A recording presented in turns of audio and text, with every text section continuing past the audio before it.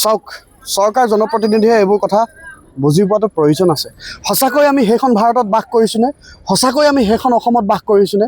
যিখন অসমত ৰাজনৈতিক নেতাই দম্ভালি মাৰি কয় যে আমাৰ ভাৰতত কোনো সমস্যা নাই, আমাৰ অসমত কোনো সমস্যা নাই। আমাৰ ৰাজনৈতিক দল যেতিয়া জিকিব, আমাৰ নেতাসমূহে যেতিয়া জয়লাভ কৰিব, তেতিয়া কিন্তু অসমৰ সমস্যা নাইকিয়া কৰি দিম, বান সমস্যা নাইকিয়া কৰি দিম। ভাৰতত কিন্তু কোনো দুখীয়া মানুহ দেখি নাপাব। গতিকে এইখনেই সেইখন অসম নেকি? কেৱল বোকা পানীৰে লুতুৰি পুতুৰি। এফালে যদি প্লাষ্টিকৰ দুৰ্গন্ধময় ধোঁৱাৰে গোটেই ধূসৰিত হৈ আছে, আনফালে ডাঙৰ ডাঙৰ গাড়ীৰ ধূলিৰে পুতি পেলাইছে এই কেম্পসমূহ। আৰু তাৰ মাজতেই জীয়াই আছে কিছুমান পৰিয়াল মানে একেবাৰে দৰিদ্ৰ পৰিয়াল, যিসমূহৰ ঘৰ সপোন পানীত উটি গ'ল, যিসকল বাচ্চা ইয়াত আছে। তেওঁলোকে পানীৰ পৰা বাচিব? আপোনালোকে কওক যে তেওঁলোকে পানীৰ পৰা বাচিব, কেঞ্চাৰৰ পৰা বাচিব, অন্য বেমাৰৰ পৰা বাচিব? কিহৰ পৰা তেওঁলোকে বাচিব? চাৰিওফালে তেওঁলোকৰ জীৱনটো যেন অন্ধকাৰ, কিন্তু চৰকাৰে এইখিনি কথা বুজি পাবলৈ যেন চেষ্টাই নকৰে। কোনোবাই সদনত সেয়া উত্থাপন কৰোঁ বুলি ক'লেও যেন তেওঁক সুবিধাই দিয়া নহয়, তেওঁক সদনৰ পৰা বহিষ্কাৰ কৰা হয়। हमारे तो लंगड़ा बेटा हम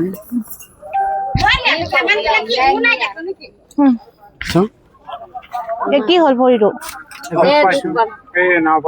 না পৰা নামলে দুখ পালে।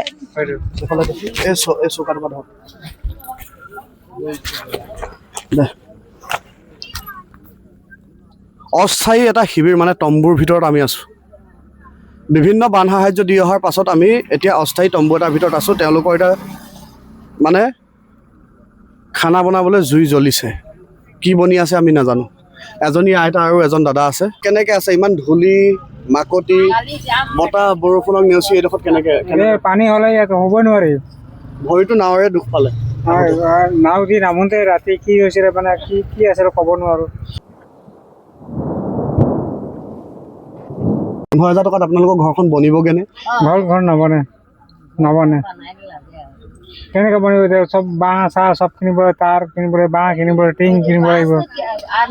বাকী আপোনাৰ সেই দিনটোত যিখিনি বানপানী হৈছিলে, সেই বানপানীৰ সময়খনত আপোনালোকৰ কি হৈছিলে? মানে কেনেকৈ আপোনালোকে বাচিলে ঘৰটো উটুৱাই নিয়াৰ পৰা? মই মানে ৰাতি দিনটো মই এই নেপালী মানুহ ঘৰত এঘৰত মাতিছিলে মোক। মই তাতে সদায় চাহপানী খাবলৈ যাওঁ ৰাতিপুৱা। সদায় চাহপানী খাবলৈ যাওঁ। মোৰ ভাগিন বোৱাৰী আছিলে, চাহপানী নুঠে, 8টা বজাত উঠে। মই চিধা এফালে নেপালী মানুহ ঘৰত গুচি যাওঁ চাহপানী খাবলৈ। তাত চাহপানী খাই আহোঁ। চাহপানী খাই আহোঁতে মই তেতিয়া আধা নৈ আছিলে। চিউৰা উৰা দিছিলে, আহি পেলাই শুইছিলোঁ। মই ঘৰত শুইছিলোঁ। শুওঁতে পানী ঘৰৰ ভিতৰত সোমাই গ'ল। আধা নৈ চাই পেলাই আহিলোঁ, ঘৰৰ ভিতৰত সোমাই গ'ল। তেতিয়া নেপালী মানুহ এটা মোক মাতিলে, বলচোন মোক গডৰেজ অকণ সহায় কৰিবি, মদত কৰিবি। তাৰ 2টা গডৰেজ উঠাওঁতে ইমান পানী হৈ গ'লে। 2 মিনিট যদি নাও নাহিলেহেঁতেন, তাহাঁতৰ ঘৰৰ গাৰ্জেনো গুচি গ'লেহে, মই গ'লেহেঁতেন। পোৱালি সৰু সৰু পোৱালি 4-5টা পোৱালি আছিল, তাৰ নাতি পুতাকেইটা গোটেইকেইটা গুচি গ'লেহে।